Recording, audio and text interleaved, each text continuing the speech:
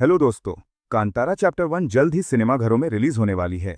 तो अगर आपको कांतारा मूवी का रिकैप चाहिए तो आप सही जगह आए हैं। तो चलिए वीडियो को स्टार्ट करते हैं। इस कहानी की शुरुआत होती है 1847 से, जहां एक राजा हुआ करता था। उसका बहुत बड़ा साम्राज्य भी था। उसके पास एक खुशहाल जिंदगी जीने के लिए वो सब कुछ था जो कि एक राजा के पास होना चाहिए, यानी कि धन, आराम।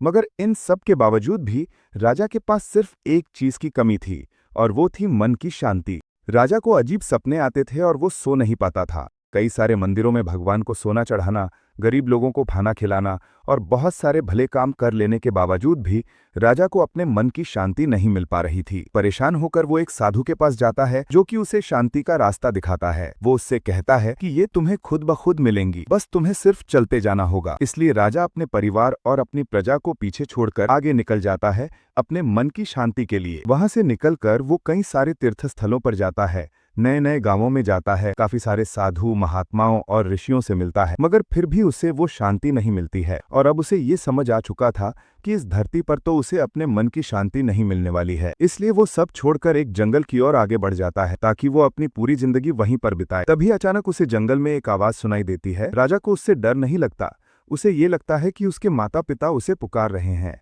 और जब वो उस आवाज का पीछा करता है तो उसे अपने सामने एक पत्थर दिखाई देता है। गांव के लोग उस पत्थर को पंजुरुली देव के नाम से पूजा करते थे। वहां खड़े होकर राजा के मन में एक ऐसी शांति आती है जैसे मानो उसे दुनिया का सारा सुख मिल गया हो, और वो ये डिसाइड करता है कि इस पत्थर को अपने राजघराने में ले जाएगा। मगर उसी वक्त वहां पर गांव के कुछ लोग आ जाते हैं और उसे ऐसा करने से मना करते हैं। उन लोगों का कहना था कि ये पत्थर ही उनके भगवान हैं, और वो इसे पंजुरुली देव कह के बुलाते हैं, क्योंकि यही आज तक उनकी इस जंगल में रक्षा करते आए थे। मगर राजा उन पर जोर डालने लगता है। तभी हम देखते हैं कि गांव के ही लोगों में से एक शख्स के अंदर पंजुरुली देव आ जाते हैं, और वो चीख कर राजा से कहते हैं कि अगर मान लो मैं तुम्हारे साथ चलने के लिए तैयार हो जाऊं तो इसके बदले तुम इन गांव वालों को क्या दोगे। जिसके बाद वो कहता है कि आप जो कहें वो मैं करने के लिए तैयार हूं। इसके बाद पंजुरुली देव अपनी आवाज में जोरदार चिल्लाते हैं। उनकी आवाज की गूंज पूरे जंगल में फैल जाती है। उनका कहना था कि मेरी आवाज की गूंज जहां तक भी गई है, तुम्हें उतनी जमीन इन जंगल वालों को देना होगा, और अगर तुमने अपने वादे को तोड़ा और इस जंगल की जमीन को किसी और काम में लगाया तो मेरा उग्र रूप सब कुछ तबाह कर देगा। वचन के अनुसार राजा ने वो सब कुछ किया, जिसके बाद उसे उसके मन की शांति मिल गई। इसके बाद कहानी शिफ्ट होती है 1970 में, मतलब कि करीब 150 साल आगे, जहां उसी गांव में भूताकोला नाम का एक फेस्टिवल चल रहा था। दरअसल कर्नाटक में मनाया जाने वाला ये एक त्योहार है जहां पर तुलु जाति के लोग अपने देव को खुश करने के लिए इस फेस्टिवल में परफॉर्मर के रूप में उन्हीं के जैसे नृत्य करके दिखाते हैं, और उन्हीं के शरीर में पंजुरुली देव कुछ देर के लिए आते हैं और सभी लोगों को आशीर्वाद देते हैं और गांव पर आने वाली सभी परेशानियों के बारे में पहले से ही बता देते हैं। इस फेस्टिवल में परफॉर्म करने वाले सभी लोग जनरेशन टू जनरेशन बदलते जाते हैं, मतलब कि उन्हीं की फैमिली का ही अगला वारिस इस भूताकोला के नृत्य को आगे बढ़ाता है। ये प्रथा काफी सालों से चलती आ रही है, और आज भी यानी कि प्रेजेंट टाइम में भी इस सालों साल चलने वाले इस रिचुअल में इस बार राजा का वंशज भी आया था, मगर इस बार उसका मन साफ नहीं था। वो तो इस गांव की जमीन को बेचकर बड़े बड़े मॉल्स, अच्छी सड़कें और बड़ी इमारतें बनाना चाहता था, ताकि उसका खुद का प्रॉफिट हो सके। उसे हर बार ये लगता था कि ये भूताकोला सिर्फ एक फालतू प्रथा है। इन लोगों ने देव के नाम पर इतनी बड़ी जगह को यूं ही घेर कर रखा है। उसी परफॉर्मेंस के दौरान वो शख्स पंजुरुली देव के पास आकर कहता है कि मुझे अब ये नाटक और नहीं झेलना है, मुझे मेरे पुरखों की जमीन वापस चाहिए। यहाँ तक कि वो उन सभी को कोर्ट में घसीटने की धमकी भी देता है। मगर पंजुरुली देव उससे कहते हैं कि गांव वालों को ये जमीन तुम्हारे राजा ने दी थी, और अगर उस वादे को तोड़ा तो उसका खामियाजा भी तुम्हें भुगतना पड़ेगा। मगर देव की बातों का मजाक उड़ाते हुए वो शख्स कहता है कि ये बातें एक नर्तक बोल रहा है या फिर असली देव। तो गुस्से में आए देव उससे कहते हैं कि अगर तुम मुझे ढूंढ लो तो इसका मतलब ये सारी बातें एक नर्तक कर रहा था, और रही बात कोर्ट में घसीटने की, तो तुम्हें कोर्ट की सीढ़ियों पर ही खून की उल्टी होगी। ये कहकर देव वहां से जंगल की तरफ भागते हैं। सभी लोग उनका पीछा करते हैं। आगे जाकर देव रुक और वहीं गायब हो जाते हैं। अगले दिन राजा का वंशज कोर्ट जाता है, लेकिन कोर्ट की सीढ़ियों पर ही उसे खून की उल्टी होती है और वो वहीं मर जाता है। इसके बाद कहानी 20 साल आगे शिफ्ट होती है, जहां हम उस परफॉर्मर के बेटे शिवा को देखते हैं, जो कि जंगल में गायब हो गए थे। शिवा उस गांव के बफेलो रेस में पार्टिसिपेट करता है, और शिवा उस रेस को पहले 50 से भी ज्यादा बार जीत चुका था, और इस बार भी वो रेस जीत जाता है। लेकिन वहां के ऑर्गेनाइजर चीटिंग करते हैं और अपने आदमी को विजेता बताते हैं। इस बात से गुस्सा होकर शिवा जमींदार के लोगों को मारने लगता है। अब हमें जमींदार को दिखाया जाता है, जो कि उसी शख्स का बेटा था जो कि कोर्ट की सीढ़ियों पर मर गया था। मगर देवेंद्र अपने पिता की तरह नहीं था। वो गांव के लोगों की मदद करता था और जरूरत पड़ने पर उन्हें पैसे भी दिया करता था। इसलिए वो अपने खास आदमी सुधाकर से कहकर जीता हुआ मेडल शिवा को दिलवाता है। अब कुछ ही दिनों बाद उस गांव में भूताकोला फेस्टिवल होने वाला था और उसी के लिए देवेंद्र ने कुछ पैसे शिवा को दिए थे ताकि वो फेस्टिवल की तैयारी कर सके।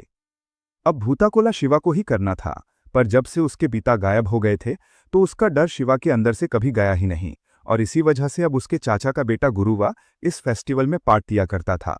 इसी बीच में शिवा की पर्सनल लाइफ भी दिखाई जाती है, जहां पर शिवा अपनी जरूरतों को पूरा करने के लिए देवेंद्र के यहाँ थोड़ा काम भी किया करता था, जैसे जंगलों से पेड़ काटना, शिकार करना।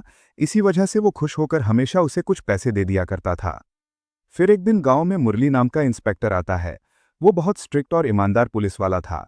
उसे जंगल में किए जाने वाले शिकार और पेड़ों को काटने का पता चलता है। एक दिन गांव के कुछ लोग लकड़ी काट कर ले जा रहे थे तो मुरली उन्हें पकड़ लेता है और बहुत पिटाई करता है और आगे ऐसा न करने की हिदायत देता है।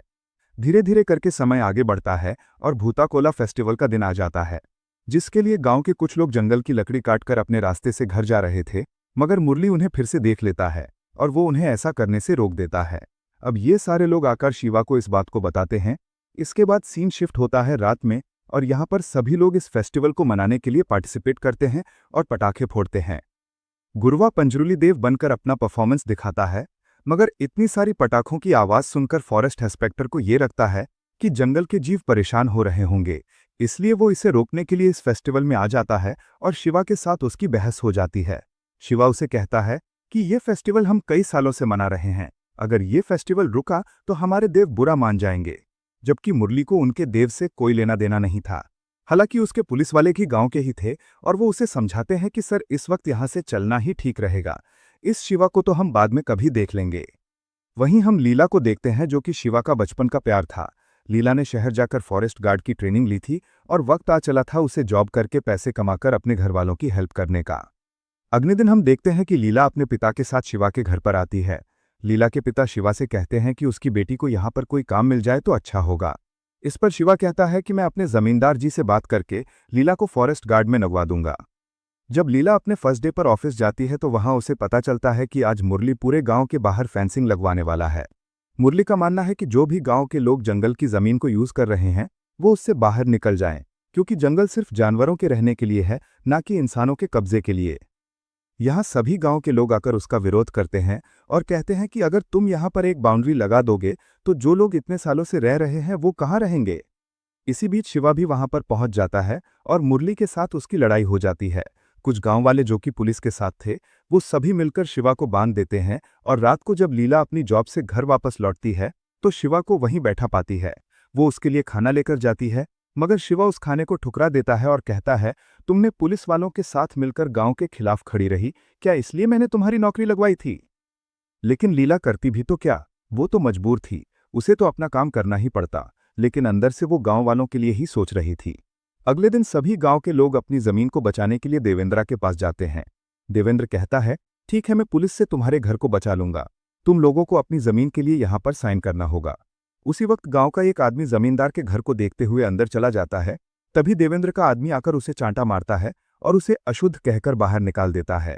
इस बात से शिवा को गुस्सा आता है और वो उसे पीटता है। देवेंद्र दोनों को रोकता है और अपने आदमी को डांटता है, मगर अंदर ही अंदर वो भी गुस्सा था, क्योंकि वो भी गांव वालों को अछूत मानता था।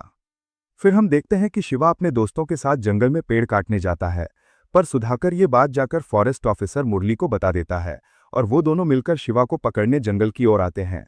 शिवा का एक आदमी पेड़ के ऊपर से नजर रख रहा था ताकि किसी के आने पर वो उन्हें खबर कर सके। जैसे ही पुलिस वैन वहां आती है, शिवा का दोस्त उन्हें बता देता है उस वक्त उन्होंने पेड़ आधा ही काटा था, वो उसे वैसा ही छोड़कर छिप जाते हैं। वैन के वहां आते ही वो पेड़ उनके वैन पर गिर जाता है, जिसकी वजह से मुरली घायल हो जाता है। इस हादसे के बाद पुलिस वाले इन लोगों पर कड़ी निगरानी करने लगते हैं, जिसमें शिवा के दोस्त भी शामिल हैं। सभी लोग कुछ दिनों तक छुपकर रहते हैं। फिर हम देखते हैं देवेंद्र को, जो कि इस वक्त गुरुवा को अपनी गाड़ी में बिठाकर ले जा रहा है और कहता है कि मैं तुम्हें आगे घर छोड़ दूंगा। दोनों बातें कर रहे होते हैं। फिर देवेंद्र कहता है, तुमने आज तक इस गांव के लिए क्या कुछ नहीं किया है, हर बार भूताकोला के फेस्टिवल में तुम ही तो पंजरूली देव बनते हो और सब लोग तुम्हारी ही तो बात मानते हैं। इसलिए मैं खुश होकर तुम्हारे लिए गांव के बाहर एक बड़ी जमीन देना चाहता हूं, लेकिन उसके बदले तुम्हें मेरा एक छोटा सा काम करना होगा। जब तुम पंजरूली देव बनोगे तो तुम्हें मेरे लिए एक झूठ बोलना होगा। तो गुरुवा कहता है कभी भी पंजरूली देव झूठ नहीं बोलते हैं। तो देवेंद्र कहता है ये बात या तो तुम जानते हो या फिर पंजरूली देव, क्योंकि वो तो सिर्फ कुछ ही पलों के लिए आते हैं, उसके बाद तो तुम्हारे शरीर में गुरुवा ही रहता है। तो जब पंजरूली देव तुम्हारी बॉडी से चले जाएं तो तुम्हें बस इतना कहना है कि आज से ये गांव की सारी जमीन देवेंद्र के नाम करता हूं। लेकिन ऐसा करने से गुरुवा मना कर देता है, जिसकी वजह से गुस्से में आकर देवेंद्र उसे अपने चाकू से मार देता है। और उसी रात को शिवा, जिसे पुलिस पकड़कर जेल में डाल देती है, उसके सपने में पंजरूली देव आते हैं, जो कि खून भरे आंसू रो रहे थे, क्योंकि भूताकोला करने वाला उनका भक्त गुरुवा अब इस दुनिया में नहीं रहा।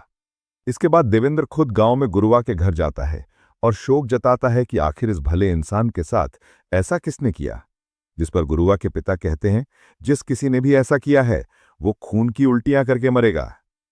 गांव वाले कहते हैं कि कातिल को सजा जरूर मिलनी चाहिए। देवेंद्र एक बहुत बड़ी चाल चलता है।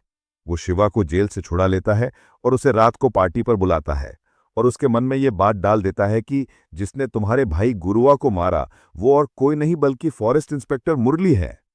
अब गुस्से में शिवा वहां से वापस जा रहा होता है, लेकिन रास्ते में उसी गांव का लोहार महाजन जब शिवा के साथ बैठा होता है तो उसे बताता है कि मैंने कुछ दिनों पहले देवेंद्र की गाड़ी में गुरुवा को जाते हुए देखा था, मगर वापस आते वक्त गाड़ी में सिर्फ देवेंद्र ही था और अगले दिन उसकी लाश मिली।